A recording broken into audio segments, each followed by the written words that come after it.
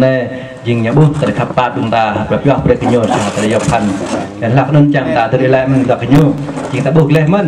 อยากตัวดิบโยสาการหังพระจารย์ตัวพวกนี้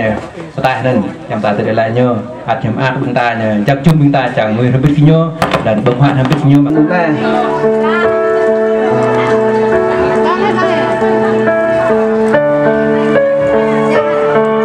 Phần tiếp theo của chương trình văn nghệ vô cùng có dấu và chú dạy trong buổi trưa ngày hôm nay. Thay mặt ban nhạc đến từ Đức Hoa, xin mời quý vị cùng đến với ca khúc nhạc ngoài lời ballad của Phương và hát mang tựa đề Nhìn về Chúa.